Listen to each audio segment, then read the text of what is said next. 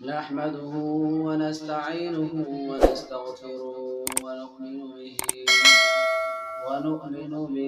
ونتوكل عليه ونعوذ بالله من شرور أنفسنا ومن سيئات أعمالنا. من يهده الله فلا مضل له ومن يضلل فلا هادي له. ونشهد أن لا إله إلا الله وحده لا شريك له، ونشهد أن سيدنا ومولانا محمدا عبده ورسوله صلى الله تعالى عليه وعلى آله وأصحابه أجمعين. أما بعد، فأعوذ بالله من الشيطان الرجيم. بسم الله الرحمن الرحيم. ولما جاءهم كتاب من عند الله مصدق لما معهم كانوا من قبل يستفتحون على الذين كفروا، فلما جاءهم ما عرفوا كفروا به، فلعنة الله على الكافرين. صدق الله العظيم وصدق رسوله النبي الكريم، ونحن على ذلك لمن الشاهدين والشاكرين، والحمد لله رب العالمين. اللهم صل وسلم وبارك على سيدنا محمد بعدد كما تحب وترضى، عدد ما تحب وترضى. سامعین محترم، واجب الاحترام، میرے عزیز بزرگوں، السلام علیکم ورحمۃ اللہ وبرکاتہ۔ برادران عزیز، آج میں حضرات کے سامنے وسیلے کے بارے میں کچھ وضاحت کرنا چاہتا ہوں کہ وسیلہ کیا چیز ہے۔ میں نے وسیلے کے بارے میں ایک آیت پڑھی ہے، انشاءاللہ اس کی تفسیر اور اس کی وضاحت میں کروں گا۔ تو وسیلہ جو ہے، ایک وسیلے کے ذریعے سے دعا مانگنا، اس کا کیا مطلب ہے؟ اس کا مطلب یہ ہوتا ہے کہ وسیلے کے ذریعے سے جو دعا مانگی جاتی ہے وہ بعینہ اللہ تبارک و تعالیٰ سے ہی مانگی جاتی ہیں، غیر اللہ سے نہیں مانگی جاتی۔ اللہ سے دعا مانگا جاتا ہے، غیر اللہ سے اس میں کوئی شبہ اس میں نہیں ہے، کیونکہ وسیلے سے جو دعا مانگا جاتا ہے وہ ذرا اس طریقے سے ہوتا ہے کہ بطفیل فلاں ولی کے، یا اللہ میری دعا قبول فرما، بطفیل فلاں بزرگ کے میرے یہ کام کر دے، بطفیل سرور کائنات صلی اللہ علیہ وسلم کے وسیلے سے میرے زندگی میں برکت عطا فرما، مجھے پریشانی سے بچا۔ اس طریقے سے دعا کرنا ثابت ہے، اور یہی ہمارے اکابر علماء کا مسلک ہے، علماء دیوبند کا، کہ وسیلے کے ذریعے سے دعا مانگی جاتی ہے۔ کیونکہ اس کے بارے میں ہمارے اکابر علماء دیوبند، بر صغیر کے علماء کرام، ان تمام علماء کرام کا یہی مسلک ہے کہ وسیلہ بالکل جائز ہے، اور اس کے ذریعے سے جو دعا مانگی جاتی ہیں وہ زیادہ مؤثر ہوتی ہیں اور زیادہ دعائیں قبول ہو جاتی ہیں۔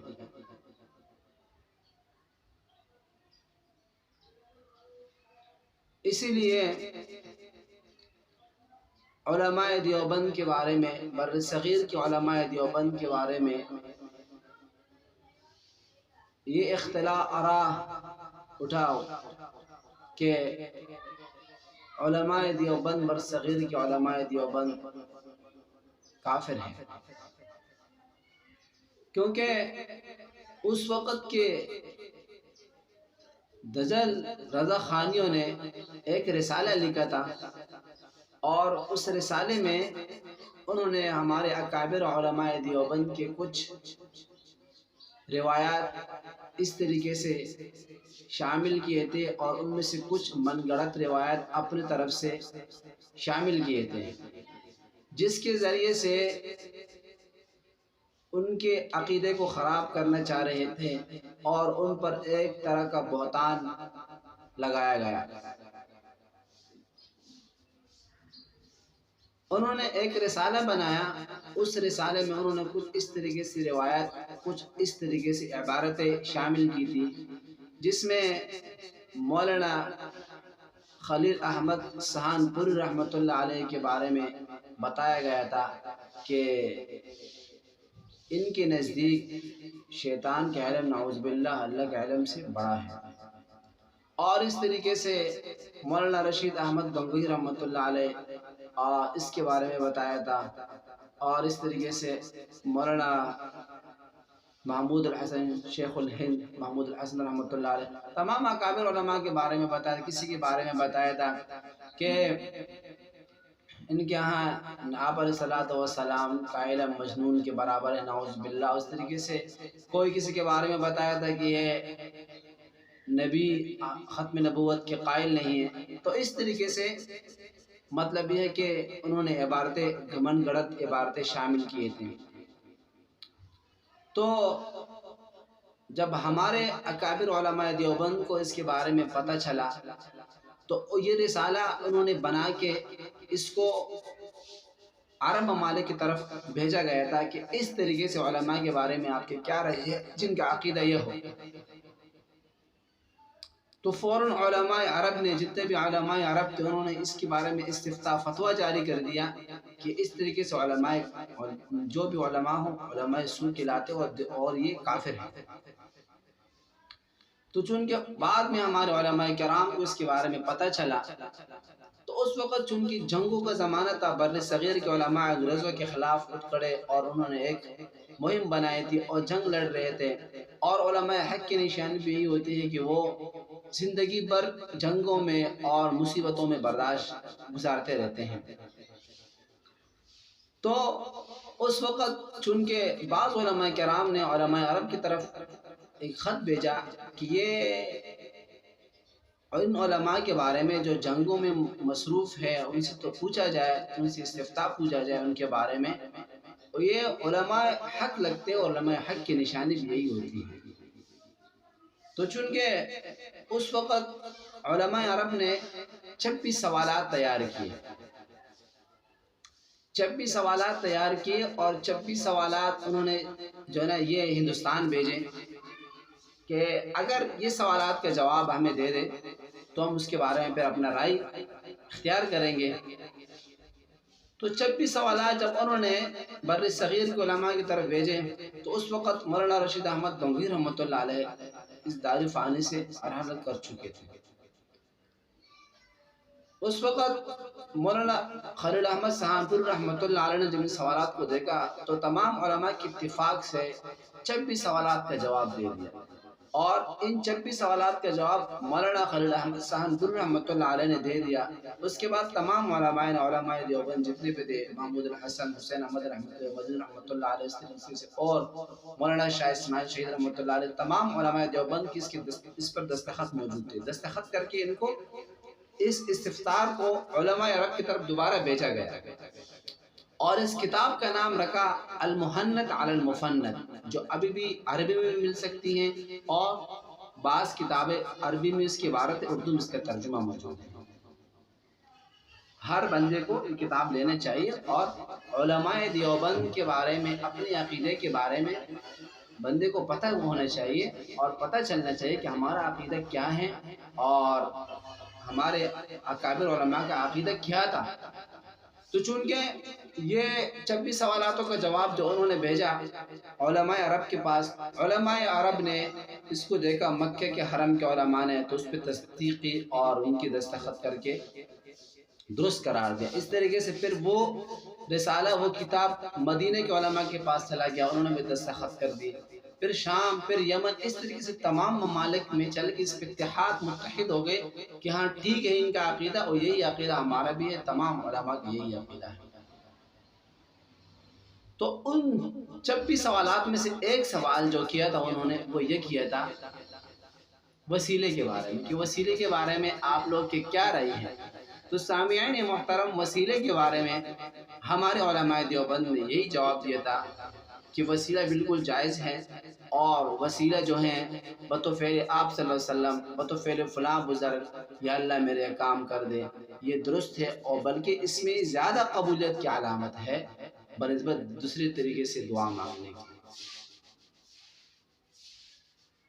تو یہ میں آپ حضرات کے سامنے وسیلے کے بارے میں کچھ میں نے معروضات رکھے کہ وسیلہ کس طریقے سے انسان کو مانگنا چاہیے اور وسیلہ کیا ہے۔ تو دیکھو سامعین محترم، ہمارے علماء دیوبند جو تھے وہ صرف چونکہ علم ظاہر کے عالم نہیں تھے، بلکہ علم باطن کی بھی عالم تھے، علم تفسیر کی وہ عالم تھے، علم فقہ، علم حدیث تمام پہ وہ مہارت رکھتے تھے، علم تصوف کی وہ ماہر تھے۔ علم تصوف بھی جو نا ان کا سلسلہ بھی ہندوستان میں چلتا ہوا آ رہا ہے۔ علم تصوف 4 سلسلے ہندوستان میں جو چلتے ہوئے آ رہے ہیں اس وقت سے،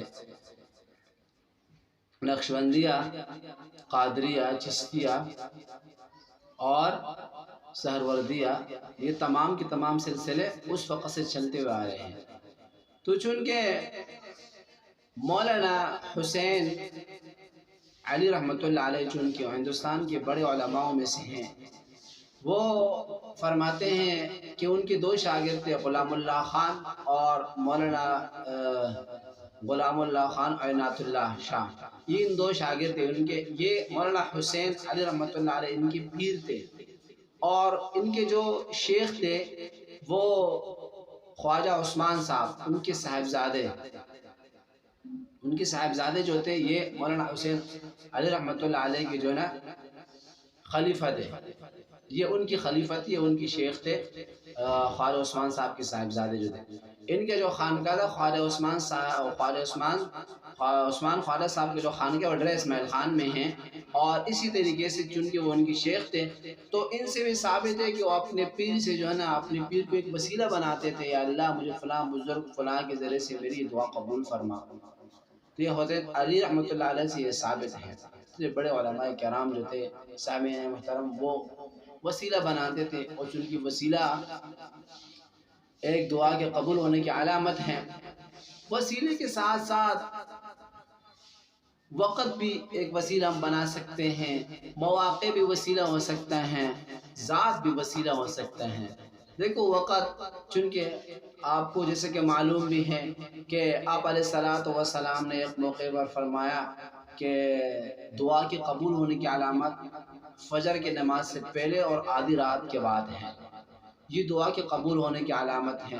تو دیکھو یہ جگہ، اس وقت کو آپ وسیلہ بنا سکتے کہ یا اللہ یہ وقت ہے جو حضور نے جس کی نشاندہی کی ہے، اس میں میری فلاں دعا ہے، یا اللہ اس کو قبول فرما۔ تو یہ ایک علامت ہے۔ مواقع بھی وسیلے کی علامت ہے، صفا مروہ ایک وسیلہ ہے، وہاں پہ یا آپ کے لیے ایک وسیلہ بن جاتا ہے، یا اللہ یہاں دعا قبول ہونے کی جگہ ہیں، مواقع ہیں، اس وسیلے کے ذریعے سے میں یہاں پہنچ چکا ہوں، یہاں پہ میری دعا قبول فرما۔ اس طریقے سے مستلزم سے لوگ چمٹ کے دعائیں مانگتے ہیں، میدان عرفات میں دعائیں مانگتے ہیں، مزدلفہ میں دعائیں مانگتے ہیں، تمام کے تمام یہ وسیلے کے یہ ذریعے ہیں، وسائل ہیں۔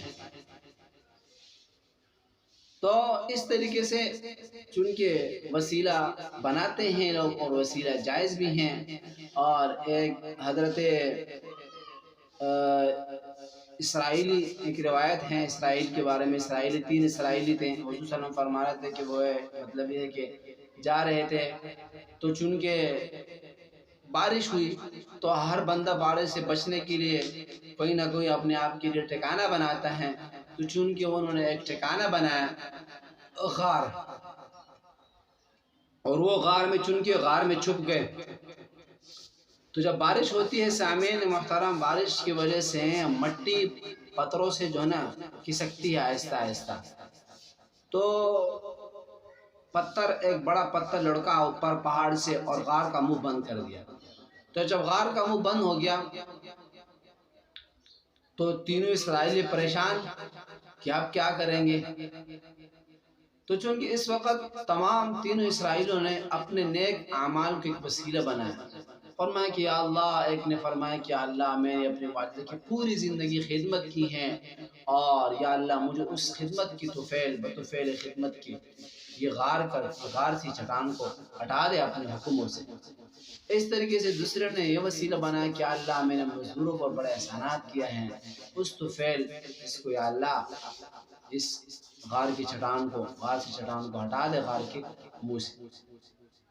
تو چونکہ اس طریقے سے تیسرے نے بھی ایک وسیلہ بنایا کہ یا اللہ میں بالکل گناہ پر قادر تھا، اور لیکن مجھے آپ کا خوف آیا، آپ کے خوف کی وجہ سے میں نے گناہ کو چھوڑ دیا، تو یا اللہ اس وسیلے کو اس کو مد نظر رکھتے ہو یا اللہ یہ چٹان۔ تو چونکہ تینوں کے دعاؤں کی بدولت اللہ تبارک و تعالیٰ نے اس غار کی چٹان کو ہٹا دیا، غار سے چٹان کو ہٹا کے تینوں نکل گئے۔ تو چونکہ ایک وسیلہ ہے، تو میں یہ کہنا چاہ رہا تھا کہ وسیلہ دعا کے قبول ہونے کی زیادہ علامت ہیں۔ دعا وسیلہ بنا کے اس سے جب دعا مانگا جاتا ہے تو زیادہ قبول ہونے کی علامت ہے۔ حضرت عمر رضی اللہ تعالیٰ عنہ کا فرمان ہے، عمر رضی اللہ تعالیٰ عنہ ایسے کہ فرما رہے تھے کہ دیکھو درود شریف کو وسیلہ بنا، اور درود شریف قبول، جس دعا میں درود شریف ہوں اس میں دعا قبول ہوتی ہیں۔ تو فرمایا کرتے تھے کہ ہر دعا سے پہلے و آخر میں درود شریف پڑھا کرو۔ تو چونکہ ایک وسیلہ بن گیا، جب ہر دعا کی شروع اور آخر میں دعا قبول ہونے کی علامت ہے، تو چونکہ جب شروع آخر کی دعا قبول ہوگی تو اللہ رب العزت درمیان میں جو آپ نے جو کچھ کہا ہوگا وہ بھی اللہ رب العزت اپنے حکم کے مطابق، نشان کے مطابق قبول فرمائے۔ تو یہ ہوتا ہے وسیلہ۔ تو چونکہ میں نے اسی طریقے سے ہاتھ اٹھانا، یہ بھی چونکہ ایک ادب ہے کہ ہاتھ کس طریقے سے اٹھایا جائے۔ تو دعا میں جب انسان ہاتھ اٹھاتا ہے تو ہاتھ کو بالکل یوں، جیسے حدیث میں ثابت ہے نا، سینے کے برابر یوں لمبا کر کے اور ہاتھ دونوں کو جوڑ کر کے اللہ سے دعا مانگنا چاہیے۔ یہ ہاتھ اٹھانے کے آداب ہے، لیکن یہ ہر موقع پہ نہیں، نماز کے مواقع پہ ہوتا ہے۔ اس کے علاوہ جب انسان دعائیں مانگتا ہے تو اس وقت مطلب ہے کہ مسجد سے نکلتے ہوئے، مسجد میں داخل ہوتے ہوئے، اور اس کے علاوہ واش روم میں داخل ہوتے ہوئے نکل، اس وقت دعائیں مانگی جاتی لیکن ہاتھ نہیں اٹھائے۔ تو یہ ہاتھ اٹھانا یہ بھی ثابت ہے، اور ہاتھ کس مواقع پہ اٹھایا جاتا ہے یہ بھی ایک ادب کا تقاضا ہے کہ کس وقت ہاتھ اٹھایا جاتا ہے۔ تو چونکہ سامعین محترم، حدیث میں بھی جیسا کہ روایت ہیں، اور قرآن میں نے آپ حضرات کے سامنے تلاوت کی ہے آیت کریمہ کہ وَلَمَّا جَاءَهُمْ كِتَابٌ مِّنْ عِندِ اللَّهِ مُصَدِّقٌ لِمَا مَعَهُمْ كَانُوا مِن قَبْلُ يَسْتَفْتِحُونَ عَلَى الَّذِينَ كَفَرُوا مِن قَبْلُ، کہ جب ان کے پاس کتاب آئی قرآن مجید، وَلَمَّا جَاءَهُمْ كِتَابٌ مِّنْ عِندِ اللَّهِ، اللہ کی طرف سے، مُصَدِّقٌ لِمَا مَعَهُمْ، یہ کتاب اس طرح سے تصدیق کرنے والی ان کتابوں کو جو ان سے پہلے ان کے پاس ہے، یعنی توراۃ، زبور، انجیل، ان کتابوں کی تصدیق کر رہی ہے۔ تو یہ کیا کرتے تھے؟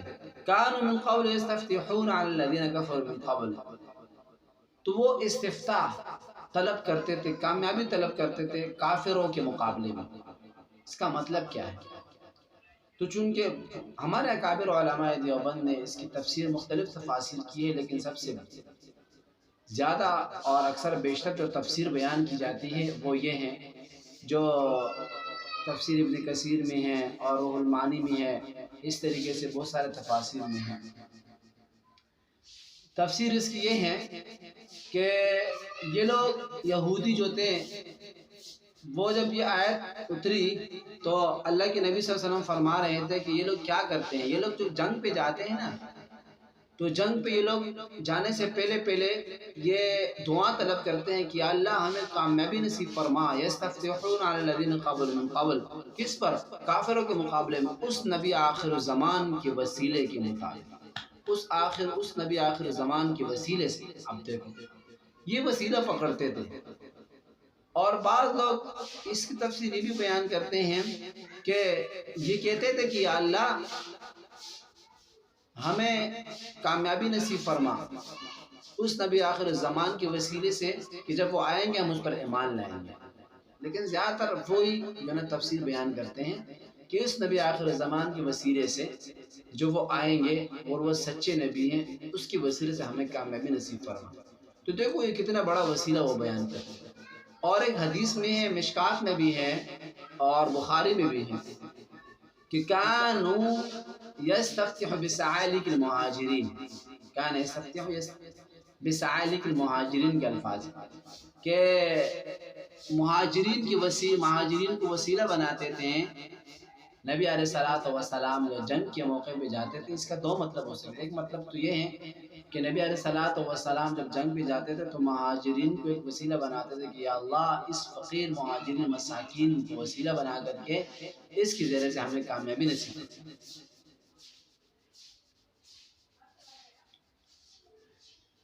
اور دوسرا جو نا یہ دوسرا مطلب اس کے ہے کہ وہ خود مساکین مہاجرین سے فرمایا کرتے تھے کہ آپ لوگ دعا کرو ہمارے لیے، ہمارے پیچھے دعا کیا کرو کہ اللہ ہمیں کامیابی نصیب فرما، کیونکہ آپ مسکین ہو، اللہ آپ کو دے کر کے دعائیں قبول فرماتے ہیں۔ تو دیکھو یہاں پہ بھی ثابت ہو چکا ہے کہ وسیلے سے وہ دعا مانگے جاتے تھے اور وہ بزرگ حضرات جو نا ان کی دعائیں کرتے تھے۔ تو یہ دعائیں ثابت ہیں اللہ کے نبی سے۔ ہاں قرآن میں تفسیر بیان کی گئی اس کے بارے میں، اس طریقے سے وہ وسیلہ بناتے تھے اور وسیلہ بنا کر کے وہ دعائیں مانگتے تھے۔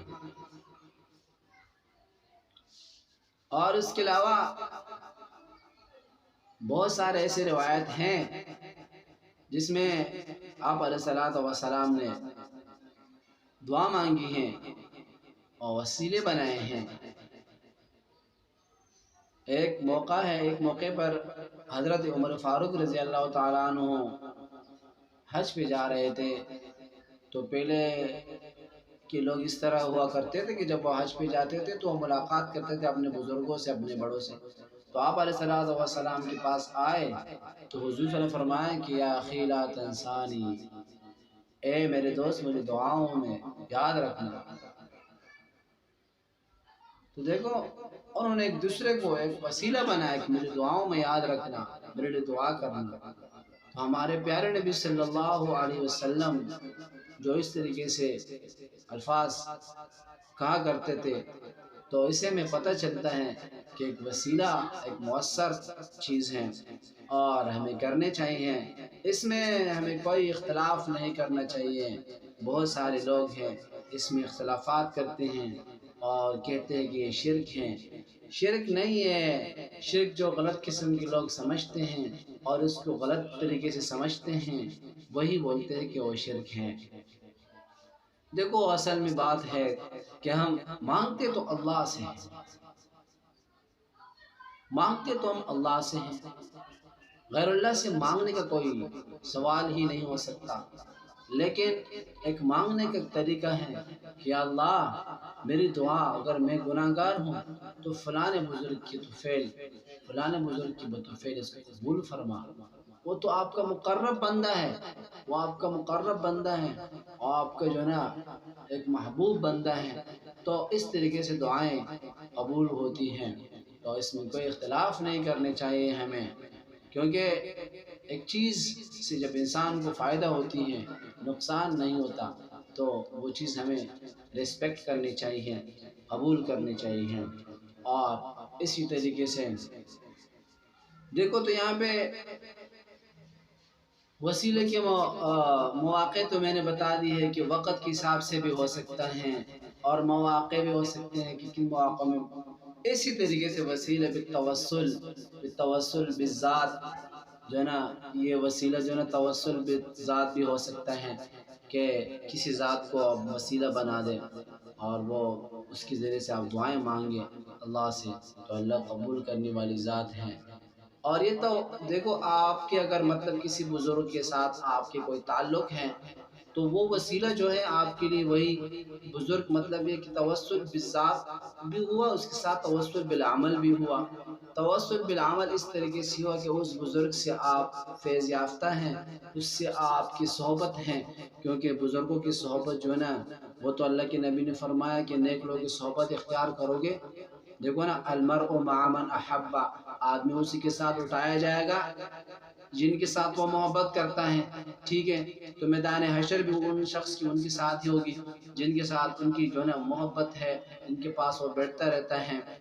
تو اسی طریقے سے تو ہمیں ایک قسم کا توسل بالعمل ہوا، عمل کے ذریعے سے ہمارے لیے ایک وسیلہ بنا۔ وہ کیسے؟ کیونکہ ہمارا وہ مطلب اسی کے پاس ہی ہمارا بیٹھنا ہے، پیر ہے مرشد ہمارا، تو ہمارا جو ہے نا ان کے ساتھ پاس بیٹھنا اٹھنا ایک ہمارا ایک عمل ہے، یہ بھی ایک عمل ہے نا۔ تو اس عمل کے ذریعے سے ہم اپنے لیے ایک وسیلہ بناتے ہیں اور اسی کے ذریعے سے ہم اللہ سے دعائیں مانگتے ہیں۔ تو دیکھو یہ ہر انسان مطلب کوشش کرتا ہے اپنے لیے کسی طریقے سے کہ اللہ رب العزت ہمارے دعائیں کسی نہ کسی طریقے سے قبول فرمائے اور ہمیں ہمارے دنیا بھی سنور جائے اور اسی کے ذریعے سے ہمارا آخرت بھی سنور جائے۔ کیونکہ انسان دنیا میں جو آئے ہیں وہ تو چند لمحات کے لیے آئے ہیں اور وہ لمحات جو آنکھ پلک جھپک کی طرح گزر جائیں گے، پھر ہمیشہ ہمیشہ کے لیے انسان آخرت کی طرف جائے گا۔ تو پھر آخرت کے مواقع جب آئیں گے تو بہت سخت اور بہت وہ ایسے مواقع ہیں کہ وہ بہت بڑا سفر ہیں اور اس سفر میں گزرنا انسان کے لیے جو ہے نا بہت مشکل گاڑیاں آئیں گی اور اس کے لیے انسان کے لیے تیاری کرنی چاہیے۔ تو وہ کسی نہ کسی طریقے سے اللہ رب العزت کو راضی کرتا ہے دعاؤں کے ذریعے سے کہ کسی کی دعا تو قبول ہو جائے گی، کہ اس دعا کے بدولت اللہ رب العزت مجھے معافی عطا فرمائے اور مجھے معاف کرے۔ کیونکہ کسی نہ کسی طریقے سے انسان دعا مانگتا ہے کہ اللہ مطلب فلانے شخص کی بطفیل مجھے رزق عطا فرما، میری رزق کی تنگی دور کر دے، مجھے معافی عطا فرما، مجھے صحت عطا فرما۔ تو اللہ رب العزت بالکل دے دیتے ہیں اور یہ مؤثر ہے، یہ چیزیں ہیں۔ اور میں نے آپ حضرات کے سامنے کچھ وضاحتیں کر دی وسیلے کے بارے میں۔ تو اللہ تبارک و تعالیٰ سے دعا ہے کہ اللہ تبارک و تعالیٰ ہم سب کو ان تھوڑی سی باتوں پر عمل کرنے کی توفیق عطا فرمائے۔ وآخر دعوانا الحمدللہ۔